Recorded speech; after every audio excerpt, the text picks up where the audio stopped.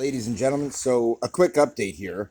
I have one set of limbs after another that have been utterly destroyed in these bows, you guys. So, I'm going to show you some of them here. And I wanted to show you the damage that ends up happening to these guys. Because, you see this?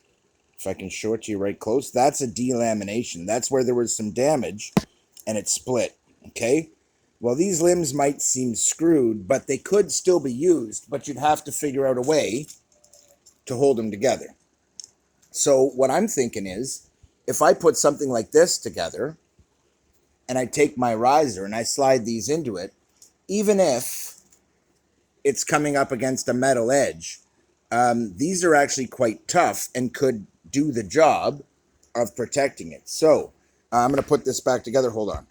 All right, so what I had noticed was that no matter what I do here, I'm ending up with, now you see how I've bowed this here? This is one of the things I want to just mention to you. You could make this a left-handed bow just as quickly as I made it a right-handed bow. I just have to bow it differently. Hold on. And just like that, flip the limbs around, and suddenly it's back to being a right-handed bow. So I do like these, but I did want to point out that these limb pockets, you really need to protect these limbs. And I find that they tend to break right in this area. So a little structural reinforcement goes a long way. And this heat shrink tubing is pretty tough stuff. So it's protecting that edge. And that's really what it's about, because as this gets bowed, it's going to be under a fair bit of pressure. So I want to brace it far enough up that also the arrows rubbing against these and the fletchings will eventually do this damage. It's one of the reasons they keep breaking. Not only are you putting them under a lot of pressure and then firing shots, but you're also exposing this edge to really being pushed up against you. You see that? So you want to be careful. You can pad this inner edge with some rubber, like this stuff right there, that tight rubber. It works. Sorry about the weed pipe. But in the end, great little setup here, guys. The bow works awesome. I have been very happy with it. But again, you need to be careful when you line up your shelf exactly how this is going to be. And look, you can twist this right around, all right? So your goal is to get it so that it's set in the proper angle, and then leave it bowed for a while and kind of do one of these where you just kind of start bowing it and holding it in that position for maybe 30 seconds. Of course, if I wasn't filming it, I'd be doing it barehanded. But this will do. And the object is you want to lock in the wood on that angle. You want to locate them hard in that spot. And these are also good for helping these to spin less. So this should keep the tiller more reliable as well as protect the limb pockets, guys. It's a short update, but it's an important one for the longevity of these. In fact, I wish I had done this with all my limbs right away. So what I'm going to do now is go through the ones that can be saved and fix them up with these. I'll be right back. All right, so in this case, you can see why these limbs stopped being used. They were getting to the point where they were ready to die, and I knew it. So I took them out of service before they started to break. So what I'm going to do is I'm just going to install these guys, and you can see they'll cover this whole area, which is perfect. So what I want to do is cover from the tip of the limb up as far as I can. Hold on. All right, so that's a really fast, easy method. And as you can see, I've got a bunch of other limbs here. Now, some of these I threw quickies on to see if it would help, but as you can see, this one went underneath the delamination. So you got to be really careful about that. But these ones, I've basically deemed to be screwed anyway. They're so close to just absolutely destroyed. They're just coming right apart. So I don't want to keep using those. So they're going to go aside. These ones, too small a diameter. They don't fit the pockets well enough. So they're getting destroyed. I don't want those in place. But I do have another set here. Let me just see. I have a couple of sets here. So in the end, what we want to do is take, this was one of my favorite sets, guys, but you can see it started the same process. So we're going to see if we can save it here. Hold on. All right, now I can't actually promise you that it'll fix a delamination that's already happening, but I've already seen that covering these will help protect the limb pocket to some degree. And so all you're going to do is slide a loose heat shrink tubing down here, As you can see, this is incredibly awkward one-handed. There's a reason I don't show you guys this kind of mundane stuff anyway. It's boring and it's easy. Hold on. All right, so we got 2 more limbs here that should be rescued and now usable.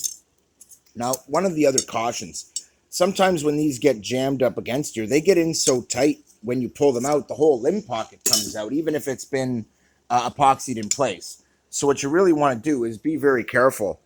And damage like this, you really need to do something early on and stop that from happening. Otherwise, these are just going to rip apart your setup. Now, I've smoothed these out, but even still, they do damage. And I thought when I got them smooth enough or trumpeted out enough that they really wouldn't be doing damage anymore. These are bigger limbs, much thicker, that I've made for a much heavier riser I'm going to make. And as you can see, guys, I'm just going through these, trying to rescue some of these limbs because the vast majority have been destroyed. And now I'm at a point where I've only got a couple of sets of limbs. 2 here that I just rescued. And that's about it. And honestly, I mean, I'm at the point where I need to get new rods so I can get more limbs. But protecting them and helping them to fit the pocket a little tighter, helping them to grip the pocket a little tighter so they don't rotate. And it'll help keep this. I can feel how much more stable that riser is. Before, I could feel how it would kind of want to twist in my hand. Now it's actually very hard to do with these installed. So that's a nice boost right there. That's actually definitely an upgrade. Now, it might not look as good, but at least it protects the riser. Even here, I put some in. So when you see this, it won't actually be rubbing the riser here. There's a protective wood pass by. You see that? So this one, I wasn't so much worried about it. But in other ones, if it's a riser bow like this, where you're firing off a shelf on top of the riser, it's going to be really important that you do this because it's going to sit right up against it. The arrow is going to sit right up against the shaft. If you can, leave a little bit of protective epoxy and it'll hold that edge a little tighter and it'll be a little stronger. But you can achieve much the same effect just by doing something like this. So I am going to go and shoot this and see how this goes and see if this is as good as I would like. So let us get this onto there. Gonna turn that on. Gonna give you guys some light on the scenario. And we're gonna grab this new green quiver. I love these quivers, man. Some of these look so good, guys, when they're finished. They just look cool as hell. Love it. So much cooler than I would have thought. Anyway, so now that we're there, I'm just going to pull out a bare shaft. We're going to see if we're set up. Keep in mind, I don't have a knock on this bow yet, nor do I really want one.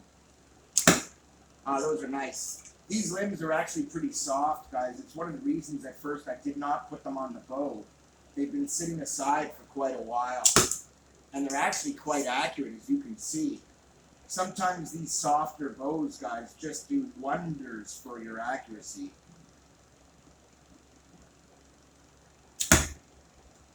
And I mean, you can fire off if you want to, but at the end, I'm actually going to aim for the pin. So let me just straighten that one so it's not in my way as much. I just want to keep its location in mind. Oh, you bastard. See that? It could have just been how it stuck into the foam, but it wouldn't have stuck in the foam that way if it hadn't come off the bow that way. So I do want to kind of keep paying attention to how things come off the bow. I want to lock in on my aim point and try and fire some arrows. Right now, I'm really just trying to see how the bow is going to respond and whether the limbs are going to keep cracking. But I'm drawing pretty good, and they're not cracking. One of the benefits of a softer limb set like this is that they allow for a longer draw length, and that allows for a nice pull. This is actually really nice. I'm enjoying some good accuracy there. And you could hear that hit the plate, guys. This actually has pretty good penetration. Mind you, that target's so beat to hell, it's not really a fair judge right now. But this is actually really nice. I've got a nice draw length. As you can see,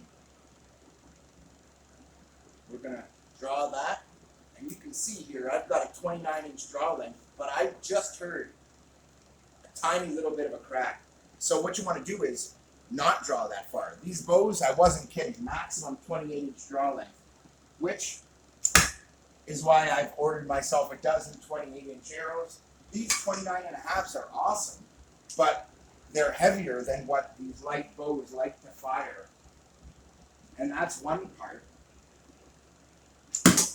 But the other part of that equation, look at this. I mean, this whole area, guys, has been so poked full of holes. Like, unlike the other spot where I had to really ram it in there, this is not necessary. So you can see here we've got a pretty decent brace height.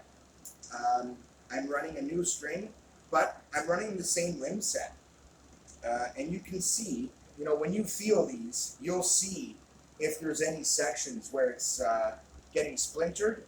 And you could put a little bit of tape on these, I found. And originally duct tape was going to be my go-to for solving this problem. The problem is I found duct tape really affects your limb speed. And I'm finding this isn't having as much an effect on the limb speed as I thought it would. In fact, one of the things I do when I experiment is to try and sort out what the best possible way to do anything is. And in the end, I learn a lot about a variety of things, guys. Like this. These don't always stay on. And the more layers of them you have, the harder it is to get them to stay on. But they do work. And they do add a lot of grip, and they do hold well. You just have to really heat them up good and make them hold well. Otherwise, they will come loose on you.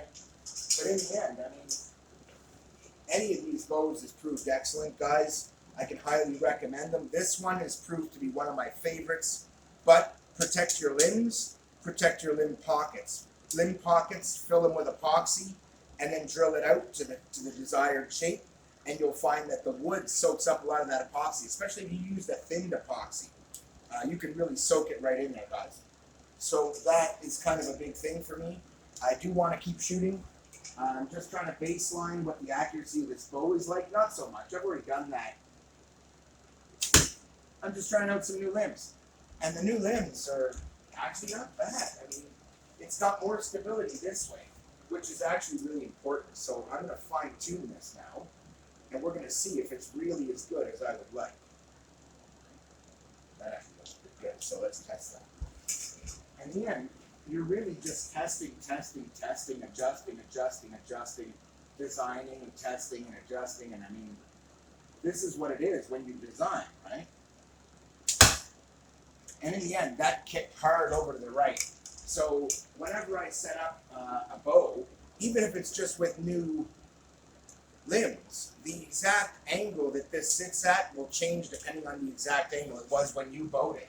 It'll generally hold the angle that it's kind of setting. So be very careful when you install them, or you could find your bow is throwing arrows all over the place because the fletching's no longer past the shelf you just made because the way you set up the bow is inappropriate. So what I want to do is just kind of throw some rounds down range, see how my fletchings are passing this. Flip them one way, and then flip them the other way. And the goal is consistency of accuracy, guys. What I want is consistency. If I can achieve consistency, well then theoretically, my rounds ought to end up in the same place, just about. And that really is more important to me than exactly where those rounds hit. And the reason is I'll adjust where the rounds hit just by fine-tuning the bow. And as you can see, I mean, accuracy and consistency are not real big problems for these bows, guys. They just aren't. And they work so well. I gotta say, I've been really impressed with them, actually. And I've noticed, too, that the similar fletching types tend to come out similarly. These are the 3 shallow fletchings that are triangular, and they all tend to perform very similarly. I'm really glad that I continued my development program on the fletchings. I've got 5 new designs now that are up, and there's more coming. So stay tuned, like, share, and subscribe, because I'm going to show you not only how to get good accuracy, but how to have fun with it. Hell no, you can do that on your own. But to get good accuracy, my man, there are a lot of people trying to do that, my friend. A lot of people. And many, many, many of them are having trouble finding any level of success at smoking the target. And a lot of that has to do with the complex nature of a modern bow versus an old school bow. An old school bow, you just start shooting, and then you start adjusting and making knock adjustments and making tiller adjustments. And since there's really not much here to do, it doesn't take long. And when you're done, you end up with a more accurate system than you had before. And it really doesn't take long. It's not complicated. But when you get into modern compound bows, you start looking at a whole new world where there's pulleys and cams and cogs and timing and all these things, man, that make it so much harder for you to figure it out and lay in a nice shot. And in the end, you know, if you want good shots, you need a good bow, for sure. But you also need good arrows and good technique. And in the end, those good shots, for me, are worth the effort. I love that. I love seeing my fletching designs perform and experimenting, and that's exploring and experimenting at the same time. That is the only flaw with these cribbers. They are small openings, so you have to look when you put them away. But in the end, they work awesome. I have absolutely no complaints with any of my cribbers, except that they really need end caps. And if you're just going to put foam in them, well, you know, take a look at what happens here. So I'm going to stuff this block of foam up in here. But I am going to stuff it good and hard and make it fit the tightest possible way that it could fit. And that'll keep it in there nice. And as long as you do that, you won't really have any troubles, guys. And in the end, any bow is better than no bow if you like archery. But not everybody does. I mean, this is for somebody who really, really wants to be into archery and just can't afford it. Maybe you've shot before, or maybe you haven't. And in the end, it really won't matter. What matters is what you do with it. Do you want to be enjoying this as a hobby? If you do, don't let money stop you, my friend, because people have been building bows since ancient times. It's what we do.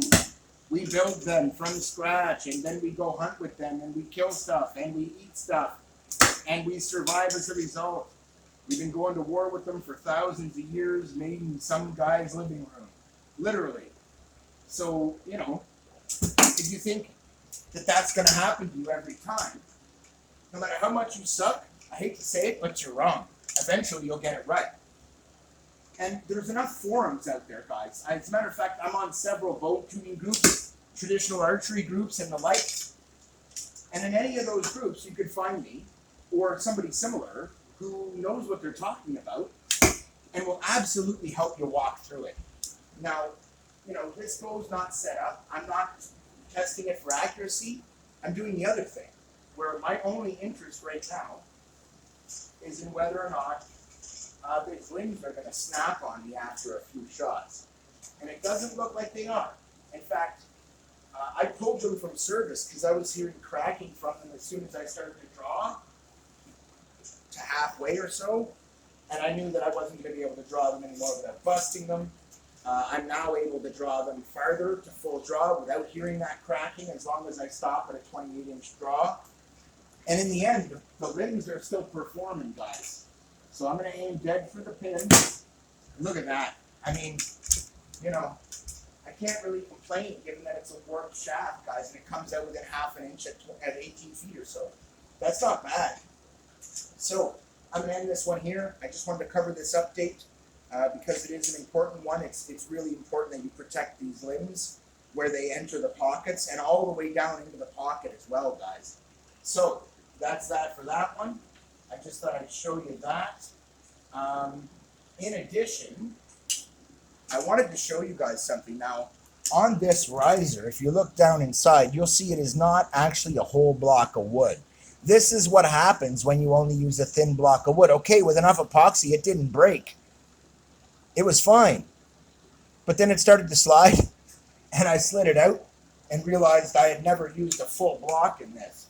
So I'm going to knock this piece out, fill it with a full block that's pre-drilled, and there will be a block here about an inch, inch and a half, then a space, then another equal sized block, and then in between the two sets of blocks I will put epoxy, then put the rod through after drilling that epoxy out so I have a nice hole and it's all locked in, then put the rod through. This would not have moved.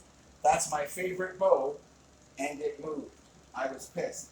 But at the same time I knew it was going to happen. I was not gluing them together with the intention that they would be permanent to start with. It was more like, if I screw this up, I'd like to be able to redo it. So none of them were really epoxied all that hard, just in case. But now, some of them have turned out so good that that's exactly what I'm going to do, guys. So, let's see. Last thing. The quivers have worked out great. There's no real codicils there. They work awesome. They're very comfortable. They're very lightweight. I can hold a dozen arrows. I've got a set that'll hold only 2 arrows in each. I've got a set that holds 2 and 1 because they're made for my 3 best arrows and they keep them separated and there's no clanking into each other. That's my blue set. It only holds the best arrows. Then I have my general quiver, which is this one, which is for very narrow fletchings, and it'll hold 6 in each half, which is, you know, when you look at other 12 arrow quivers, guys, tell me that you found one this small that goes onto your belt. Just like that. Through a belt loop, hooks down, keeps the arrows separated, keeps my arrows handy and good to go at all times. And just to prove my point, guys, that 6 will actually fit, that is 4, and that is 5, and that is 6. And that's 6 per side, guys. Okay? And they're not so snug that I can't just reach in and grab one out. When you go to put them away, they're a bit snug, but that's kind of not bad. Because as I put them in, I can set them to different heights and have them that way on purpose. So my first arrow is first, my second arrow second, and so forth. It's not a bad way to go. Personally, I like to keep them separated so that arrows of a fletching type are together.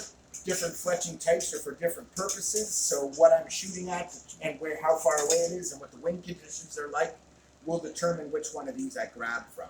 If I'm just target shooting like this, I've just got my target arrows in here, and they're fine. I've ordered another dozen. They're on their way. I also ordered some good broadheads and some good brass knocks. So I'm pretty excited. This works great. I can, like I said, easily hold a dozen arrows here. It won't hold any more, but it holds safely a dozen arrows. But again, these have that peaked roof shape. Okay? And they work really great, guys. So I haven't dialed in that bow yet with those limbs. I haven't put a knock on. I just put a new string on the other day. So it's kind of in that stretchy period where it's not really at its most accurate yet. But they got to be broken in for that. Anyway, in the meantime, I just wanted to share with you my update on how to protect your limb pockets and how to make these, because if you look at any of the ones that are flat, like this guy, it's got a much smaller capacity, and you can see that just by looking at the openings here. And you look and you see the size difference, and you see that this one's wider, and that pyramid has an arrow sitting in it. Well, that's what makes room for the next set of arrows. So these ones, you could only fit 3 each. And these ones, you can fit 6 each. I mean, it literally doubles the number of arrows you can have just because it's a little wider. It's the way they stack. It's kind of like stacking bullets in a clip. They just stack neater. And those same 3 can fit 2 wide because of the width here, and they can't here. So I just thought I'd point that out. Pay attention to that stuff when you're building your quiver. How many arrows do you want it to hold? I've got a quiver. That's 2 of these. Same thing. That only holds 3 arrows. The idea is I wear 2. One that has my best arrows, and then one that has my target arrows or my average arrows. And as long as you keep them separated like that, I can have a dozen here that are just kind of banger arrows, and then I can have my best 3 put aside. I also have another quiver that holds 6, and so it's the same thing. I can put 3, 6, or 12 in any one of these quivers pretty much. If I change the end caps, you might think, not technically. Some of these are much thicker walled and leave a lot less space inside. These ones are great because it's a very stiff carbon fiber that's very durable. They have that pyramid shape to them to give them a peaked roof to get more arrows in, and they look good. And so that's one thing. I have other ones like this of the same shape that won't fit 6 arrows. They'll only fit 4. And it's because they're thicker wall. The thin wall on these is really what allows it to hold that along with the shape. So pay attention to that stuff, guys. In the meantime, if you can, like, share, and subscribe. I don't want to be one of those guys who tells you to do that right at the beginning of the video. If you stuck with me this long, go ahead and do it. You'll see it's worthwhile. I share a lot of really good designs, a lot of good tech updates, and different things you can do if you're making any kind of bow, because I design my own fletchings. I do all kinds of stuff that applies to every level of archery of any kind. But I also do stuff that's very specific to DIY. So if you're into DIY or you're into archery, check me out. You won't regret it. Keith out.